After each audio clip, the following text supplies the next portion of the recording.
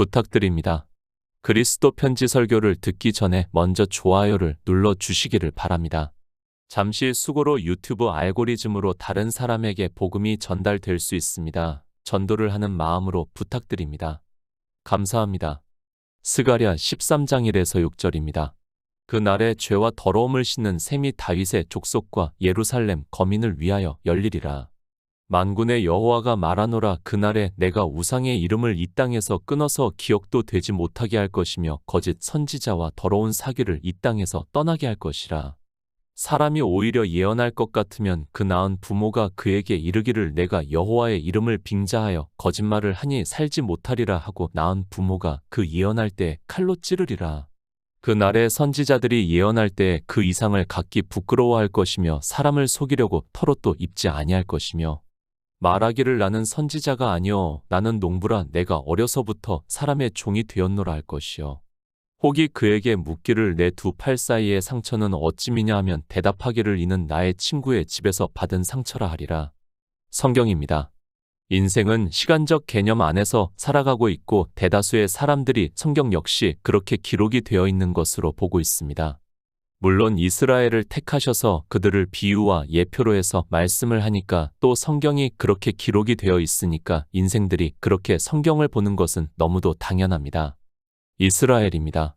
그들에 대해서 사도 바울이 고린도전서에서 저희에게 당한 이런 일이 거울이 되고 또한 말세를 만난 우리의 경계로 기록하였느니라. 그런즉 선줄로 생각하는 자는 넘어질까 조심하라고 말씀을 하고 있습니다. 그러니까 이스라엘은 예표와 비유이고 그들을 성경에 기록한 것은 그들을 보면 마치 우리의 거울을 보는 것과 같다는 것을 말씀을 하고 있습니다. 우리는 인생입니다. 성경은 우리 인생을 대표하는 사람으로 아담을 말씀을 하고 있고 아담에게서 모든 자손이 탄생이 되었다는 것을 말씀을 하고 있습니다. 비유입니다. 아담을 비유로 해서 우리 인생 모두는 아담과 같은 사람이라는 것을 말씀을 하고 있다는 것을 깨달아야 합니다. 이스라엘이 특별합니까? 그들이 하나님으로부터 선택을 받은 특별한 민족입니까? 그들이 우리보다 뛰어나서 하나님께서 그들을 선택을 하셨습니까? 성경 어디에서도 그들이 우리보다 뛰어나다는 것을 말씀을 하지 않고 있습니다. 그들은 도리어 아주 적은 숫자이기 때문에 하나님께서 그들을 택하셨다는 것을 말씀을 하고 있고 그 택하신 이유는 우리 인생들에게 그들을 통해서 거울로 보게 하기 위해서입니다. 인생입니다. 지금 지구의 인구가 저도 정확하게는 모르겠지만 약 75억 명이 넘는 것으로 알고 있습니다. 그 숫자를 정확하게 아는 것은 중요하지 않습니다. 그렇게 많은 사람들이 있지만 같은 사람이 한 사람도 없다는 것을 우리가 잘 알고 있습니다. 얼굴이 같은 사람도 없고 그렇다고 해서 지능이 같은 사람도 없다는 것을 알고 있습니다. 다릅니까? 그래서 인류 75억 명이 다릅니까? 성경은 우리에게 인류의 모든 족속을 한 혈통으로 만드사 온 땅에 거하게 하시고 저희의 연대를 정하시며 거주의 경계를 하나셨다고 말씀을 하고 있습니다. 우리 인생이 볼 때는 75억 명이 다르게 보이고 있지만 하나님께서 우리 인생들을 볼 때는 한 혈통이라는 것을 말씀을 하고 있습니다. 인생의 철학입니다. 이 지구 안에는 정말 다양성이 있는 사람들이 있다는 것으로 이야기를 하고 있고 실제 우리 인생의 철학에는 그렇게 보입니다. 그러나 하나님께서는 기록된 바 첫사람 아담은 산영이 되었다 함과 같이 마지막 아담은 살려주는 영이 되었나니 무릇 흙에 속한 자는 저 흙에 속한 자들과 같고 무릇 하늘에 속한 자는 저 하늘에 속한 자들과 같다고 말씀을 하고 있습니다. 흙에 속한 자입니다. 우리 인생을 흙에 속한 자라고 말씀을 하고 있습니다. 다 같다는 의미로 말씀을 하고 있다는 것을 알아야 합니다. 어떤 의미에서 같은가 하면 하나님 나라에 들어갈 수 없다는 의미에서 우리 인생은 다 같다는 것을 말씀을 하고 있습니다. 나는 다릅니까? 나는 예수 그리스도를 믿습니까? 성경을 보시기 바랍니다. 이스라엘이 어떻게 살았는가를 성경에서 말씀을 하고 있습니다. 그들이 하나님을 믿는다고 했습니다. 그러나 시편에서는 의인은 없나니 하나도 없다고 인생에 대해서 정의를 내려주고 있습니다. 인생의 철학입니다. 그것으로 보면 우리 인생은 참 다양성이 있다는 것을 알 수 있습니다. 그러나 하나님께서 창조하신 일의 영광에서 보면 우리 인생은 다 같다는 것을 말씀을 하고 있습니다. 그래서 시편에서 다 치우쳤으며 함께 더러운 자가 되고 선을 행하는 자가 없으니 하나도 없다고 말씀을 하고 있습니다. 하나님의 뜻입니다. 하나님의 명령이라고 할 수 있습니다. 태초에 천지를 창조하신 목적에 대해서 바로 알아야 합니다. 우리 인생이 선을 행해서 의롭다 하심을 얻어 영생을 얻게 하기 위해서 창조를 하신 것이 아니라는 것을 알아야 합니다. 그런데도 인생들은 자기들이 마치 특별한 존재나 되는 것으로 생각을 하고 그렇게 하려고 노력을 하고 있습니다. 피조물입니다. 창조가 된 존재라는 것을 알아야 합니다. 우리는 본래 그런 존재가 아니라는 것을 알아야 합니다.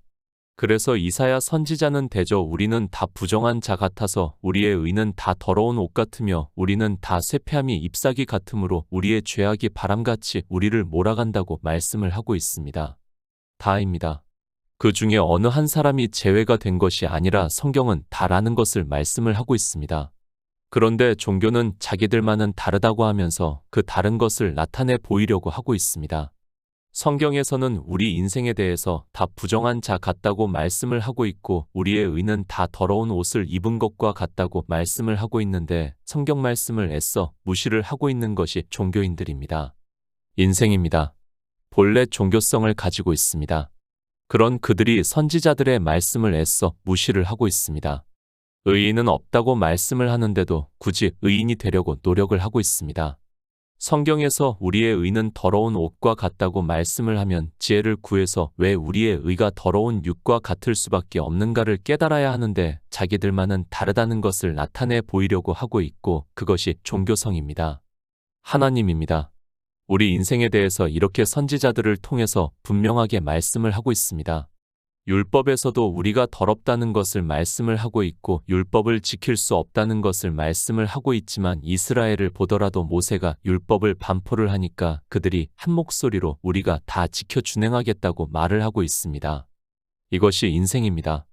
이스라엘만 그런 것이 아니라 이방인들 역시 율법을 그렇게 보고 있고 전체적으로 언약을 하지는 않지만 개인적으로 성경을 보면서 다 그렇게 하고 있습니다. 그래서 이방의 종교의 교리를 보더라도 그들은 율법 중에서 자기들이 지킬 수 있는 것은 지키겠다고 교리로 정해서 주장을 하고 있고 그 안에 있는 사람들이 다 동의를 하고 있습니다. 인생입니다. 그리고 예수 그리스도입니다. 그 차이를 극명하게 보여주시는 말씀을 우리가 성경에서 보고 있습니다. 너희는 육체를 따라 판단하나 나는 아무도 판단치 아니한다고 말씀을 하고 있습니다. 이스라엘만 육체를 따라 판단하는 것이 아니라 이 시대 우리나라만 해도 종교인들이 가장 판단을 하는 것이 바로 동성연애라고 할 수 있습니다. 유대인들입니다. 그들은 가늠하다 현장에서 잡힌 여자를 판단을 해서 돌로 쳐 죽이려고 했습니다. 그러나 이 시대 우리나라의 종교인들을 보면 만약에 국가의 법이 없다면 그들은 퀴어 축제를 하는 사람들에게 돌을 던지고도 남을 사람들이라는 것을 알 수 있습니다. 제가 개인적으로 동성연애를 찬성하는 것이 아니라 주님께서도 판단치 않는다는 육체를 제가 판단을 한다면 저는 예수 그리스도를 믿는 사람이라고 할 수 없기 때문에 감히 판단할 수 없다는 말씀입니다. 종교성입니다. 그리고 인생의 철학입니다. 예수 그리스도의 은혜로 의롭다 하심을 얻는 자들이라는 것을 믿고 있다면 감히 누가 누구를 판단할 수 있는가를 우리는 냉정하게 생각을 하시기 바랍니다. 남의 약점을 그러니까 육체를 판단해서 자기의 의로움을 나타내려고 하는 사람은 세상의 철학으로도 가장 악한 자라고 할 수 있습니다. 왜 그렇습니까? 하나님의 사랑을 그리고 예수 그리스도의 은혜를 모르기 때문에 자기들이 마치 의로운 사람이나 되는 것으로 알고 그러한 일을 하고 있고 그것이 종교인들이라는 것을 알아야 합니다. 저는 육체를 따라 판단하는 이 시대 종교인들은 가늠하다 현장에서 잡힌 여자를 돌로 치려고 했던 유대교인들보다 더 악한 자들이라고 밖에 말할 수 없습니다. 남의 육체입니다. 그것을 판단을 하는 일을 하지 마시기 바랍니다. 그 일을 하는 사람은 예수 그리스도를 믿는 사람이라고 할 수 없습니다. 이 시대 종교인들은 그것 외에도 여러 가지로 정말 많은 것으로 육체를 따라 판단을 하면서 자기의 의를 드러내려고 하고 있지만 이사야 선지자는 우리의 의는 더러운 옷과 같다는 말씀을 모르는 무지한 사람들이라고 말씀할 수 있습니다. 성경입니다. 창세 전에 주님과 하나님이 가지셨던 영화를 우리 인생들이 하나님을 믿을 수 있게 하기 위해서 기록하게 하셨고 그 일을 주님께서 이 세상에 오셔서 나타내 보여주시는 일을 하나님께서 성령을 보내주심으로 해서 우리가 성경에서 증거를 받아 믿음으로 역사를 해서 영생을 얻게 하기 위해서 기록하게 하신 말씀이라는 것을 바로 알아야 합니다. 스가랴 13장 1절입니다. 그날에 죄와 더러움을 씻는 셈이 다윗의 족속과 예루살렘 거민을 위하여 열리리라. 성경입니다. 하나님께서는 태초에 있는 영원한 생명을 얻어 하나님 나라에 들어가는 일을 말씀을 하고 있습니다. 그것을 우리 스스로가 얻을 수 있는 것이 아니라 성경에서 이 영생을 얻어 하나님 나라에 들어가는 일을 이스라엘을 통해서 비유와 예표로 해서 말씀을 하고 있고 예수 그리스도를 증거를 받아 믿음으로 역사를 하게 하고 있다는 말씀을 하고 있습니다. 이스라엘의 역사가 아닙니다. 그들은 비유와 예표라는 것을 알아야 합니다.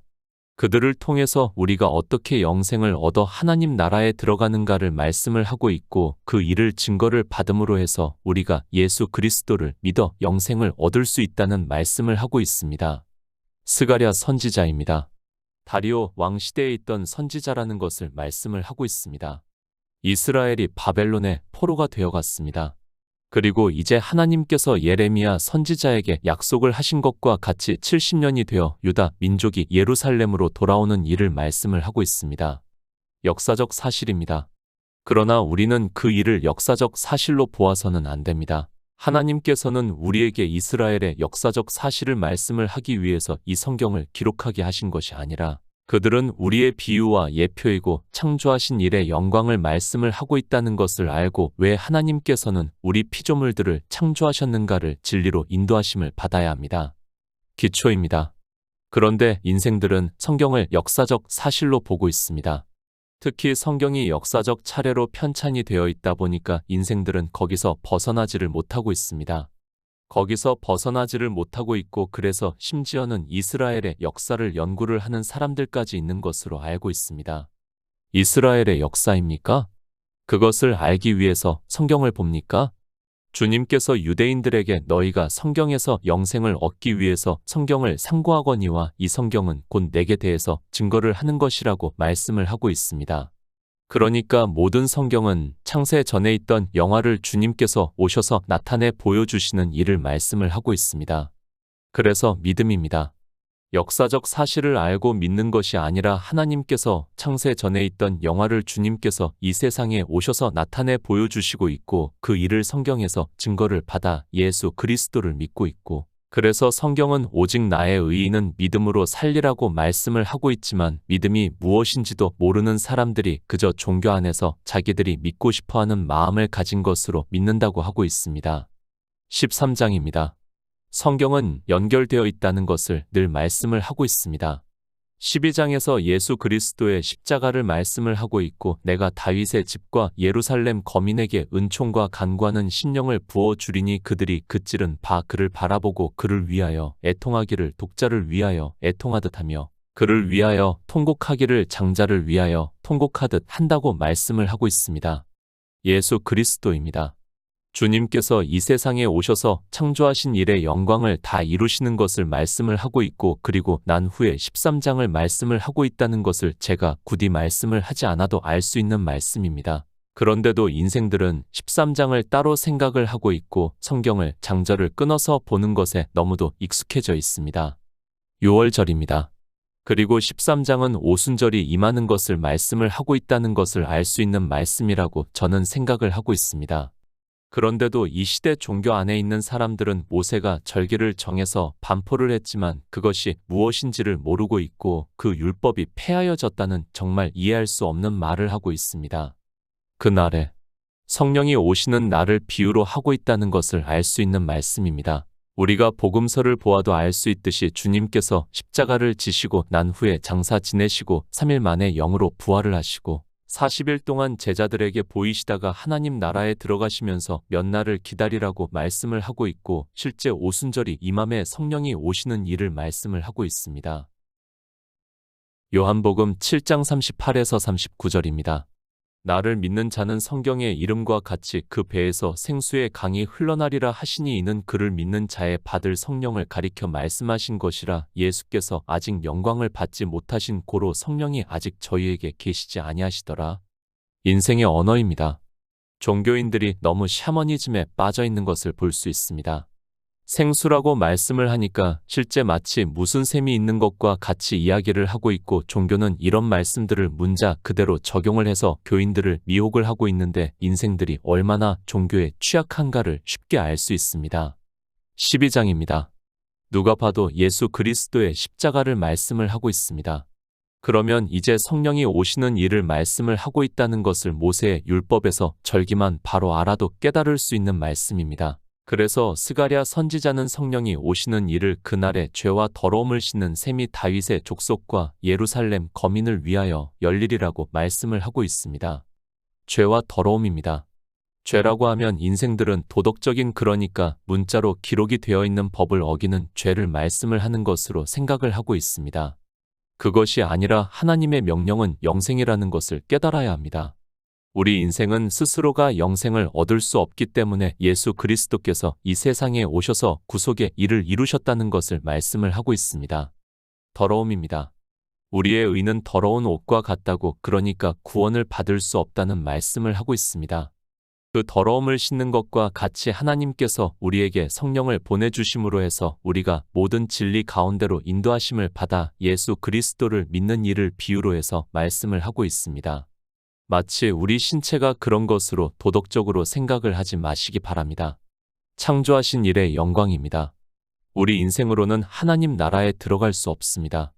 그래서 주님께서 이 세상에 오셔서 구속의 일을 이루시고 우리에게 성령을 보내주실 것을 말씀을 하고 있습니다.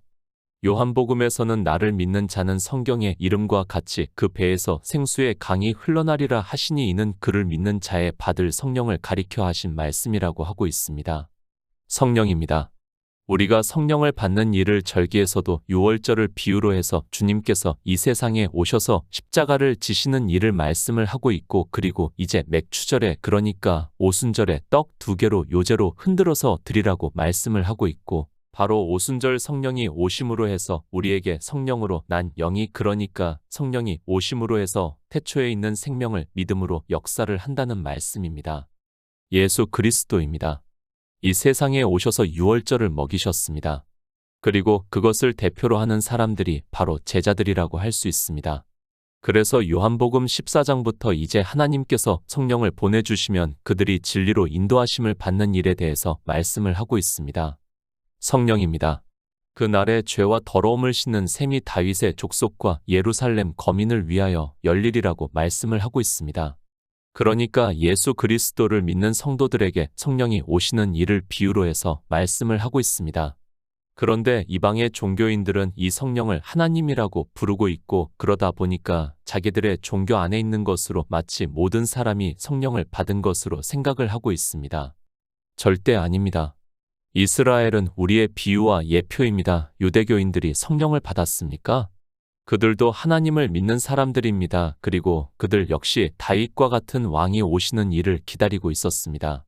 그러나 하나님께서는 그들에게 성령을 보내주시지 않았다는 것을 알 수 있는데도 이방의 종교인들은 이 성령을 하나님이라고 하면서 그 종교 안에 있는 것으로 마치 모두가 성령을 받은 것으로 종교가 주장을 하고 있고, 교인들의 그들의 교리를 따라 그렇다고 믿고 있습니다. 다윗의 족속입니다. 예수 그리스도께서 다윗과 같은 왕으로, 그러니까 만왕의 왕으로 오신 분이시라는 것을 믿는 성도들을 비유로 말씀을 하고 있습니다. 예루살렘은 실제 이 세상에 있는 예루살렘을 말씀을 하는 것이 아니라 하늘 예루살렘을 비유로 해서 말씀을 하고 있고, 영생을 주시기로 작정된 자들에게 성령이 오시는 일을 말씀을 하고 있습니다. 스가랴 13장 2절입니다. 만군의 여호와가 말하노라, 그날에 내가 우상의 이름을 이 땅에서 끊어서 기억도 되지 못하게 할 것이며 거짓 선지자와 더러운 사기를 이 땅에서 떠나게 할 것이라. 세 번역입니다. 그날이 오면 내가 이 땅에서 우상의 이름을 지워서 아무도 다시는 그 이름을 기억하지 못하도록 하겠다. 나 만군의 주가 하는 말이다. 나는 또 예언자들과 더러운 영을 이 땅에서 없애겠다. 성령이 오시는 일입니다. 우리에게 성령이 오시면 우상의 이름을 이 땅에서 끊어서 기억도 되지 못하게 할 것이라고 말씀을 하고 있습니다. 이 말씀도 거의 문자로 알고 있고 우상이라고 말씀을 하니까 마치 이 세상에 있는 어느 형상을 섬기는 것으로 생각을 하고 있고 자기들에게는 우상이 없다고 하고 있지만 이방인들이 얼마나 우상을 많이 섬기는 가를 깨닫지를 못하고 있습니다. 우상입니다. 하나님을 믿는다고 하면서 성경을 보는 인생들이 얼마나 이 세상 초등학문으로 성경을 보는 가를 이 우상이라는 단어를 보면 쉽게 깨달을 수 있습니다. 성경은 창조하신 일의 영광에서 하나님을 그리고 예수 그리스도를 믿는다고 하는 사람들이 우상을 섬긴다는 것을 말씀을 하고 있지만 우상이 무엇인지를 전혀 모르고 있습니다. 갈라디아서 5장 18절입니다. 너희가 만일 성령의 인도하시는 바가 되면 율법 아래 있지 아니하리라. 우상입니다. 종교 안에서 누가 우상이 되고 있습니까? 율법을 잘 지키는 사람이 우상이 되고 있다는 것을 알아야 합니다. 그래서 주님께서 이 세상에 오셔서 한 부자와 거지 나사로를 비유로 말씀을 하고 있고 율법을 한 부자를 따르는 사람들을 개들로 비유로 해서 나사로의 헌대를 할 터라고 말씀을 하고 있습니다. 부자가 우상입니다. 율법을 잘 지키는 사람이 우상이 되고 있습니다. 제가 어렸을 때는 철강 왕 카네기에 대해서 종교인들이 정말 많이 이야기를 했고 그가 어떻게 11조를 냈는가에 대해서 정말 많이 들었습니다. 카네기가 우상이 되고 있고 그리고 테레사 수녀가 우상이 되고 있습니다. 제가 테레사 수녀가 인생의 철학에 따라 잘못했다는 것이 절대로 아닙니다. 그러나 그것 역시 종교 안에 있는 사람들에게는 우상이 되고 있다는 것을 알아야 합니다. 사도 바울입니다. 그래서 갈라디아서에서 성령이 오시면 하는 일 중에서 가장 기초가 되는 일을 말씀을 하고 있습니다. 내가 이르노니 너희는 성령을 조차 행하라 그리하면 육체의 욕심을 이루지 아니하리라. 너희가 만일 성령의 인도하시는 바가 되면 율법 아래 있지 아니하리라고 말씀을 하고 있습니다. 성령이 오시는 일입니다. 그날에 성령이 오시면 내가 우상의 이름을 이 땅에서 끊어서 기억도 되지 못하게 할 것이라고 말씀을 하고 있습니다. 이 말씀을 사도 바울은 성령이 오시면 율법을 지키지 않는다고 말씀을 하고 있습니다. 성령이 오셨는가를 알 수 있는 가장 기초가 되는 말씀이라는 것을 깨달아야 합니다. 성령입니다. 성령이 오셨는가를 알 수 있는 말씀들이 몇 가지 있습니다. 그 중에서도 가장 기초가 되는 말씀이라는 것을 알아야 합니다. 스가랴 선지자는 그날에 내가 우상의 이름을 이 땅에서 끊어서 기억도 되지 못하게 할 것이라고 말씀을 하고 있고 사도 바울은 너희가 만일 성령의 인도하시는 바가 되면 율법 아래 있지 아니하리라고 말씀을 하고 있습니다. 그러니까 성령이 오신 것을 어떻게 알 수 있는가 하면 단 한 가지라도 율법을 지키지 않는다는 말씀입니다. 예수 그리스도입니다. 이 세상에 오셔서 구속의 일을 이루시고 이제는 하나님 나라에 올라가셨습니다. 인생의 언어적 표현이라고 저는 믿고 있습니다. 그리고 난 후에 이제 그날의 죄와 더러움을 씻는 셈이 다윗의 족속과 예루살렘 거민을 위하여 열리리라고 성령이 오신다는 말씀을 하고 있습니다. 성령이 오십니다. 스가랴 선지자는 그날에 내가 우상의 이름을 이 땅에서 끊어서 기억도 되지 못하게 할 것이라고 말씀을 하고 있고 사도 바울은 이 말씀을 인용을 해서 너희가 만일 성령의 인도하시는 바가 되면 율법 아래 있지 아니하리라고 말씀을 하고 있지만 이방인의 종교인들이 성령이 오시면 알게 되는 일을 모르니까 종교 안에서 온갖 율법을 지키고 있으면서도 그들이 성령을 받았다고 주장을 하고 있습니다. 선지자입니다. 복음을 전한다고 하는 사람들입니다. 거짓 선지자를 어떻게 알 수 있는가 하면 더러운 사기를 전하는 것으로 알 수 있다는 말씀입니다. 그것을 사도 바울이 그런즉 사랑하는 자들아 이 약속을 가진 우리가 하나님을 두려워하는 가운데서 거룩함을 온전히 이루어 육과 영의 온갖 더러운 것에서 자신을 깨끗게 하자고 말씀을 하고 있습니다. 더러운 것입니다. 우리의 의는 더러운 옷과 같다고 말씀을 하고 있습니다. 우리 인생의 의에 대해서 사도 바울이 자기의 의도 배설물과 같다고 말씀을 하고 있습니다. 이렇게 율법을 지키라고 하는 자들을 거짓 선지자라고 말씀을 하고 있지만 이 시대 성령이 오시지가 않아서 종교 안에서 온갖 율법의 행위를 하고 있고 창조하신 일의 영광에서 보면 그들이 거짓 선지자라는 말씀입니다. 스가랴 13장 3절입니다. 사람이 오히려 예언할 것 같으면 그 낳은 부모가 그에게 이르기를 내가 여호와의 이름을 빙자하여 거짓말을 하니 살지 못하리라 하고 낳은 부모가 그 예언할 때 칼로 찌르리라. 공동번역입니다. 그래도 누가 예언을 하면 그의 친부모가 주의 이름을 팔아 거짓말하는 녀석은 죽여야 한다고 하며 현장에서 그를 찔러 죽이리라. 비유입니다. 성령이 오시면 알게 되는 일을 스가랴 선지자를 통해서 말씀을 하고 있습니다. 그러나 성령이 오시는 날에, 그러니까 예수 그리스도께서 구속의 일을 이루시고 하나님 나라에 들어가시고 난 후에는 그래도 누가 예언을 하면 그의 친부모가 주의 이름을 팔아 거짓말하는 녀석은 죽여야 한다고 하며 현장에서 그를 찔러 죽이는 것과 같이 죽은 자가 된다는 것을 말씀을 하고 있습니다. 성령이 오십니다. 우리 성도는 하나님께서 누구에게 성령을 보내주셨는가를 알 수 있습니다. 그러나 종교 안에 있는 사람들은 모릅니다.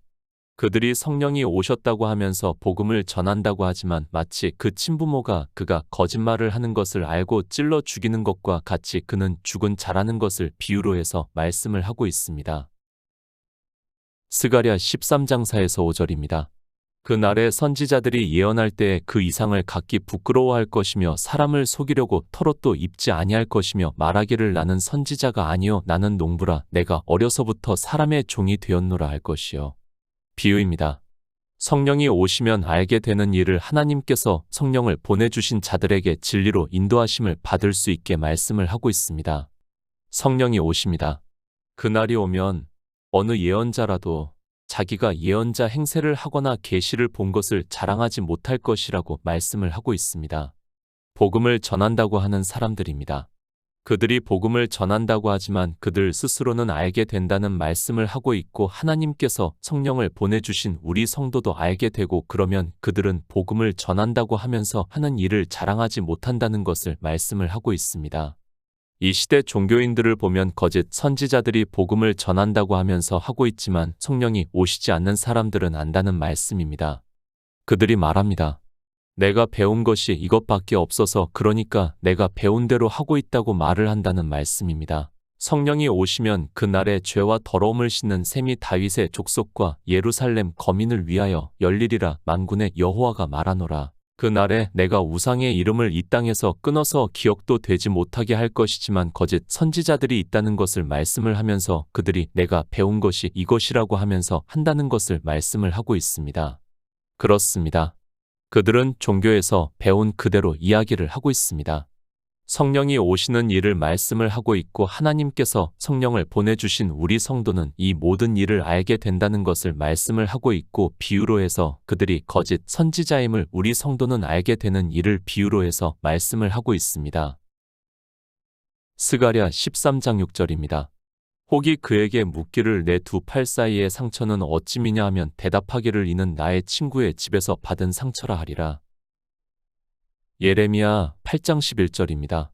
그들이 딸 내 백성의 상처를 심상히 고쳐주며 말하기를 평강하다, 평강하다 하나 평강이 없도다. 거짓 선지자입니다. 주님께서 부활하시고 하나님 나라에 들어가셨습니다. 그리고 우리에게 성령을 보내주신다는 것을 말씀을 하고 있습니다. 그러나 성령을 받지 않고서도 자기가 선지자인 것으로 그러니까 복음을 전하는 사람으로 율법을 지키게 한다는 것을 말씀을 하고 있습니다. 성령입니다. 사도 바울이 하나님께서 성령을 보내주시면 율법 아래 있지 않다고 그러니까 율법을 지키지 않는다는 것을 말씀을 하고 있습니다. 율법을 지키지 않으면 우리는 더 이상의 상처가 없습니다. 그런데 거짓 선지자는 율법을 지키게 하고 있고 그런 그들에게도 율법을 지키지 못한 흔적이 남게 되고 그것을 상처로 비유로 해서 말씀을 하고 있습니다. 예레미야 선지자입니다. 이스라엘이라는 교회를 그들은 가장 작은 자로부터 큰 자까지 다 탐람하며 선지자로부터 제사장까지 다 거짓을 행함이라 그들이 딸 내 백성의 상처를 심상히 고쳐주며 말하기를 평강하다, 평강하다 하나 평강이 없다고 말씀을 하고 있습니다. 율법을 지키라고 해서 상처가 났는데도 지키지 못했는데도 의롭다 하심을 얻을 수 없는데도 평강하다 하나 평강이 없다는 말씀입니다. 성령이 오시는 일입니다. 하나님께서 성령을 보내주시지 않는 거짓 선지자들이 많다는 것을 말씀을 하고 있습니다. 그들을 분별할 수 있는 것은 그들이 율법을 지킨다고 하면서도 율법을 지키지 못하는 것으로 알 수 있다는 말씀입니다. 하나님께 성령을 구해서 받은 성도가 되어 더 이상 율법을 지키지 않고 믿음으로 역사를 해서 이기는 자가 되시기를 부탁드립니다.